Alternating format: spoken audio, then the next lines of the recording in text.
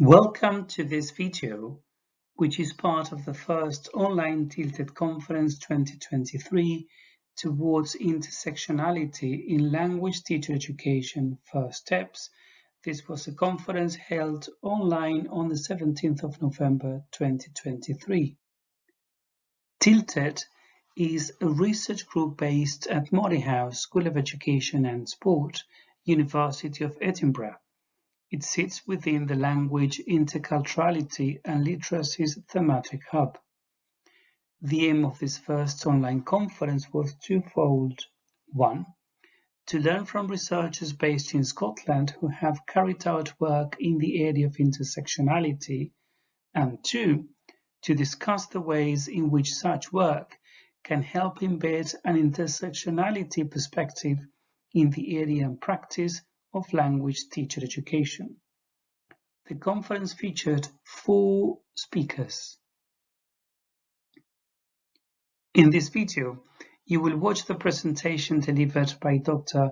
Marlies Kustatscher, Senior Lecturer in Childhood Studies at Moray House School of Education and Sport, University of Edinburgh. The title of her presentation was "Which Children, Whose Childhoods? Intersectional Childhood Studies and the Implications for Research, Policy and Practice with Children." Thank you very much, Dario, for organizing today. This is a brilliant day and I'm learning so much. And Denise, as you were speaking, I was thinking, oh, have I gotten learning in the slides? I don't think so. But it made me think a lot. And the previous talks as well about intersectionality and the quest for social justice, and then the open pushback that happens, but also the maybe less visible pushback in terms of performativity and tokenism and appropriation. It's really, yeah, my mind is buzzing. So yeah, thank you for staying here on the Friday afternoon.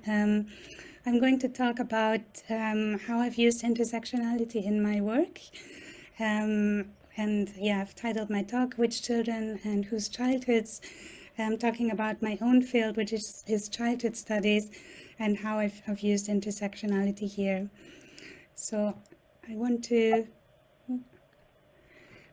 start just by talking a little bit about those fields that I'm positioning myself in, and then talk about 3 different research projects and what I've learned about intersectionality and how we've used intersectionality in these projects, and then concluding with some reflective questions around intersectionality.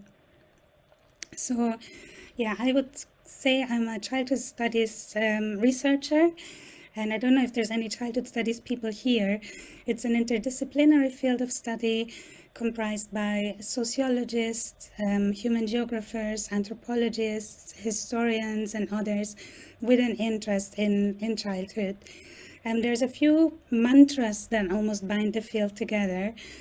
One of them is that childhood is a social construct. So, of course, there is a very embodied nature to childhood. We can't deny the biological realities of children, but a lot of what we think of in terms of childhood and youth today is also socially constructed. So, positions they hold in society, how they are segregated in particular educational institutions, that we think of them as learners rather than knowers, and so on.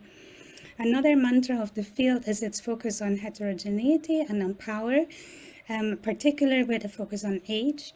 So many childhood researchers would describe childhood as a minority group within society. And it's interesting that often in intersectional thinking, age is often not one of the categories that we're thinking about, but it's central, of course, if we're thinking about childhood. We're also making the point that children's cultures and relationships should be studied in their own right. They're important in their own right and not just as add-ons to adults or families or institutions. And there are very close affinities between childhood studies as a field and the children's rights field, especially the principle of participation. So children's participation is rooted in the United Nations Convention on the Rights of the Child. Broadly, it is about the fact that children should have their views taken into account in all matters that affect them, and that it requires ongoing processes between children and adults which are based on mutual respect. participation, the right to be heard, is one of the 4 underlying principles of the UNCRC, alongside non-discrimination, best interests of the child, and of course the right to life, survival, and development as well.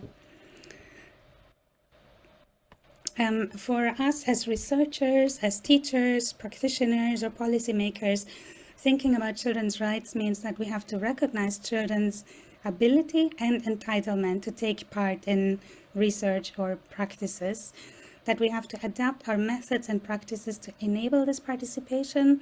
So often in research that is with participatory or arts-based methodologies, and that both our research, our practice, or whatever we're doing should be following the overall aim of furthering children's rights in general.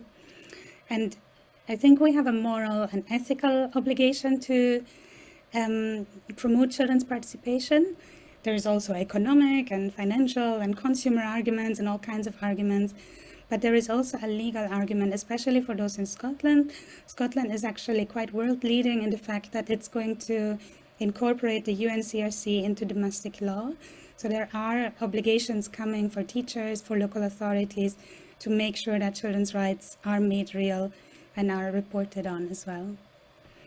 So this is the field that I locate myself in, and within childhood studies I have started to use intersectionality some years ago, and I know everyone here will be familiar with Kimberly Crenshaw's work.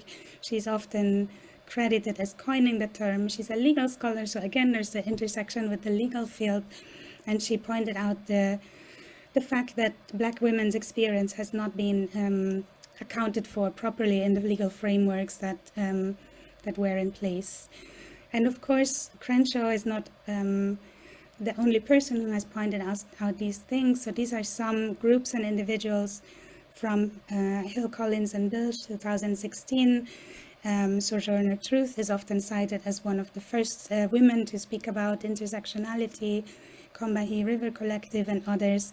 So it's part of a long tradition of Black feminist scholars and activists who have talked about intersectionality. And I know there's some quotes here that have been mentioned already today. So I think often there is this question about, is it about identities or is it about inequalities? And I think generally this sometimes comes from people outside the sector, and again can be a bit of an undermining of intersectionality, because it is a false dichotomy to talk about identities and inequalities as separate.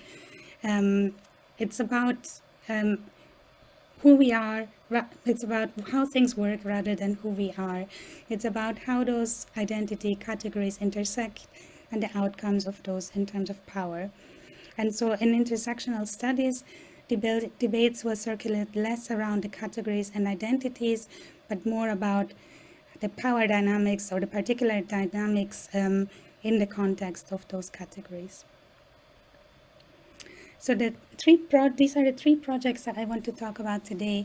So I first came about intersectionality when I was doing my PhD research, which was an ethnographic study in a primary school, and I was looking at how young children construct gender, ethnicity, and social class. And I was really struggling with some of the separateness around these debates. And then my supervisors pointed me towards intersectionality, and since then that's been the concept that has been most helpful in my work. So I was involved in these projects which have all used intersectionality in different ways.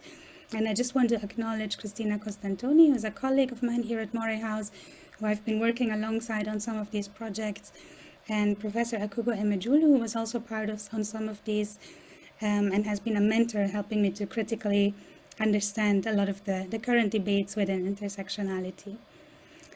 So the first project explicitly dealing with intersectionality was children's rights, social justice and social identities in Scotland, and this was funded by the Scottish University's Insight Institute and was a knowledge exchange project with a lot of partners. Specifically, we had 4 partner organizations that brought children and young people into this work: Children's Parliament, Article 12, LGBT Youth Scotland, and Investing in Children.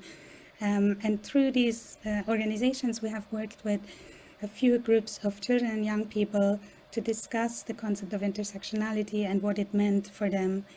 And at the time, a lot of people were saying to us, this is a very academic talk. The children won't understand that. You have to, talk differently to children. but they were, of course, quite wrong. And it resonated with all of the young people that we spoke to.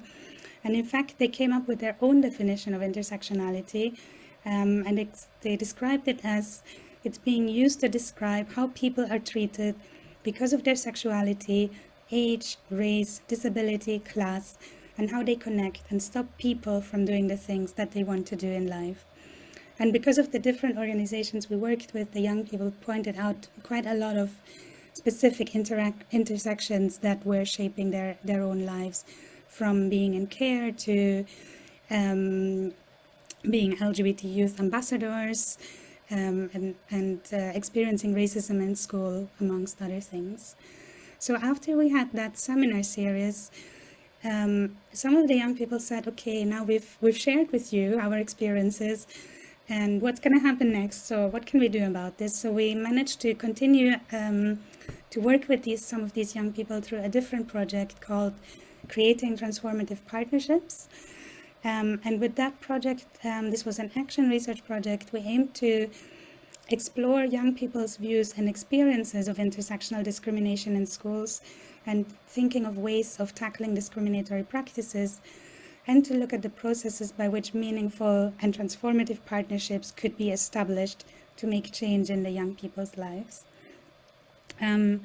So with that project, we worked especially with an organization called Investing in Children, a children's rights organization in the northeast of England. And they have developed a methodology called Agenda Days.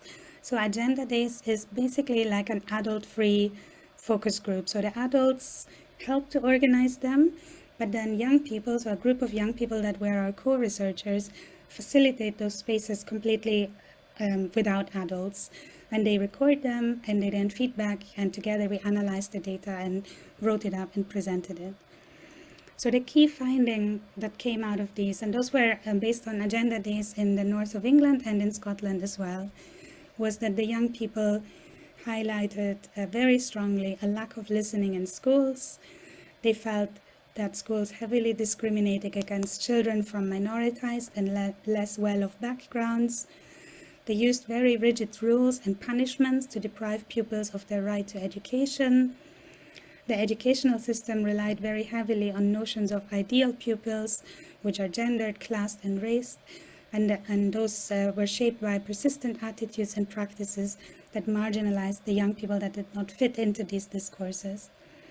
The young people highlighted that they were excluded both from school by being sent home, but also within school through like timeout rooms and detention rooms and so on. And this impacted on their learning, on their right to education, but it also impacted on their being, on their human beings in the present, as well as on their future as well. I have a few quotes from that research. Just need to move my video here. So Chloe, who ran some of the Agenda Days, said, I ran a few Agenda Days for young people so that they could express their opinions and views. And the point that I think came up the most and was really important to lots of young people was that young people got discriminated about where they lived and who they are related to. I personally disagree that schools should be treating young people in this way, and they should not be examined on their background and life circumstances. But this was something lots of young people raised. Another quote from Ali was that lots of young people that they spoke to, they didn't get a say in their schools and colleges because they felt it was because of their backgrounds they came from, because schools concentrate on the young people who were well-behaved, educated, and from nice areas. And none of the young people that took part in the project included themselves in this category of well-behaved and from nice areas and educated. And Ali pointed out some of the structural aspects behind it, about inspections. So she discovered as part of her Agenda Days that lots of young people actually spoke about inspections. So schools get inspected by Ofsted and so on. They come into schools, but actually teachers change their behavior when they're being inspected. And the inspectors spend very little time with young people from different backgrounds and abilities. So instead of they spending time with the young people that are chosen by the schools. And this needs more attention on how schools are inspected and how they talk to young people from different backgrounds so that they understand what schools are really like. So this raises lots of questions around participation in schools, about who is included and about who is excluded. These schools did have also, diversity policies in place. I think resonates back to previous presentations. A lot of that was quite performative or tokenistic. I think also the other thing we had to realize was that when we did the research, which was a participatory process in itself, it can be quite complex because you have to also, as researchers, sometimes challenge the views of young people. So it's not just about listening, well, it's about listening, but depending on what is being said and who is in the room, researchers also may need to think very carefully about challenging some discriminatory views within those groups as well. So sorry, I'm just moving my way around my video, around the slides. So something that we've grappled with as part of this project was the place of race in intersectionality. And as we've done more reading and more research, there's been quite a lot of critical points about that. So Bilge, Tomlinson, and others have described how intersectionality, coming from the US context, coming out of Black Feminist thought, has traveled disciplines and continents, and in the process has often become depoliticized or commodified or whitened if the place of race has been dropped from it. And I think this has been pointed out especially about intersectionality in the European context, where often race is being dropped at the favor of other categories. I think the other thing that we've learned as part of these projects was that intersectionality is not about diversity. Those are very different things. Diversity might seek to integrate different groups of people into our institutions, but intersectionality seeks the transformation of those institutions. It's not about inserting marginalized groups into broken systems. It is about a counter-hegemonic practice, so it is both a theory for understanding identities and oppression, but it has to be a praxis as well. And displacing and naming and challenging hegemonic whiteness needs to be part of those practice-oriented endeavors. It's about understanding the complexity of children and young people's lived experiences, but it's also about praxis, and then it's about involving children and young people as competent, as knowing agents, focusing on their participation towards social justice activism. So the last project I want to reflect a little bit on is in a different context. This was with young people and artists, musicians, and researchers in Colombia, specifically in the region of Chocó in Colombia, which is one of the poorest areas of Colombia and one that has been particularly affected also by the history of armed conflict. It's also home predominantly to Afro-Colombian and indigenous people. So the aim of this project was to generate dialogue between different neighborhood groups, especially in the context of post-conflict tensions, to make the young people's views visible, to look at how we can use participatory arts and music towards reconciliation. And the final aim, and this was something that emerged as part of the project, was about providing social enterprise and business training to the young people. So this was something that we hadn't planned originally, but it's something that came out as part of the action component from the young people based on their own ideas. So we were caught up by COVID in this project, so we had to move a lot of it online, and we used a lot of different arts-based methodologies, from sound mapping, neighborhood mapping, drawings, lots of Jamboards, and we also did some remote music recording and edited music videos together. So we used intersectionality both to shape the focus and the framing and the analysis of this research. One of our research questions was specifically about the intersectional positions of the young people and what challenges and opportunities arose from these intersections. Thinking about intersectionality as a tool for researching power and about how those power relations are constructed. We also considered intersectionality in terms of developing our methodology. And again, in this project, we worked with a group of young people who were co-researchers and who helped to helped us to design this project. So thinking about who is in and who is out again in terms of who the participants are that we bring into the projects and the gatekeepers we work with, especially with young people. There's usually some organizations or institutions are involved as gatekeepers.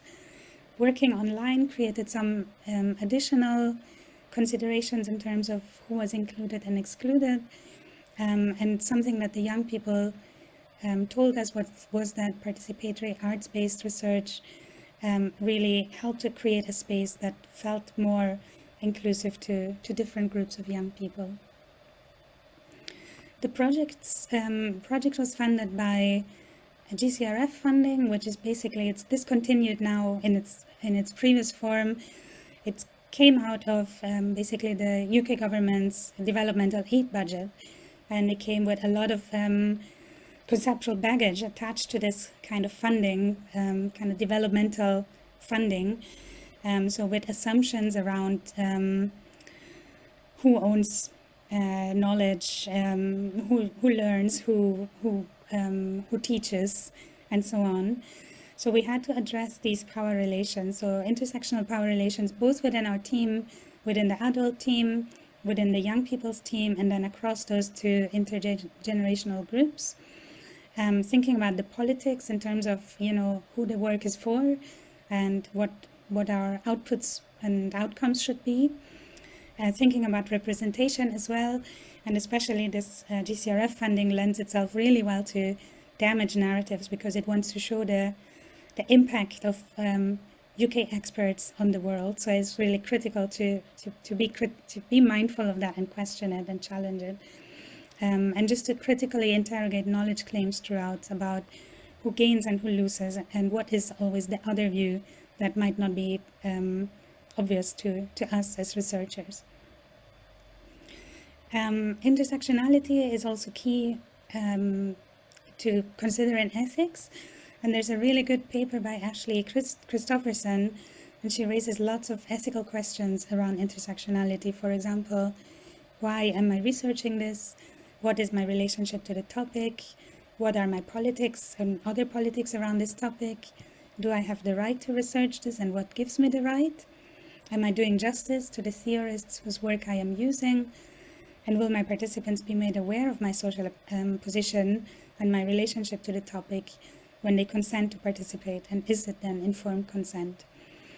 And so these are really pertinent questions, I think, for all of us. I think especially thinking about my position as a white woman doing a lot of this work, it's really important to think about how I position myself and what space I take up. So the final aspect for intersectionality in this project was around the praxis aspect. So I think this is where participation and intersectionality align well, because both have a focus on tangible outcomes. And so what we did in this project was that we reserved some budget to be spent by a decision of the young people, and this then took over the main direction of the project, which was about creating a gastro-cultural social enterprise called Oshun in Kipdo. And so we were able to utilize some of the project funding towards business training, because we didn't, as social researchers, we didn't have that expertise, and to support the young people in the launch of that enterprise. So those are just some reflections on my learning and how we have used intersectionality in different projects. And I want to conclude with some of the questions from Konstantoni and Emejulu that she raised as part of our seminar series in 2015. And I think these are helpful for anyone doing research or teaching or any work that is aimed to incorporate intersectionality. So it's about how can intersectionality help me to understand my own identities, privileges and disadvantages, my own assumptions and my subsequent actions. Which children and young people count in the mainstream practices and campaigns in the children's rights field, and which children and young people are routinely left out, and why? How do the dynamics of race, class, gender, sexuality, disability, and others shape children and young people's lives? How do these dynamics serve as resources for children? And what are the alliances that we need to be built across different groups? So basically the solidarity and allyship that we need in order to move forward. And I think that's me. So thank you very much for listening, and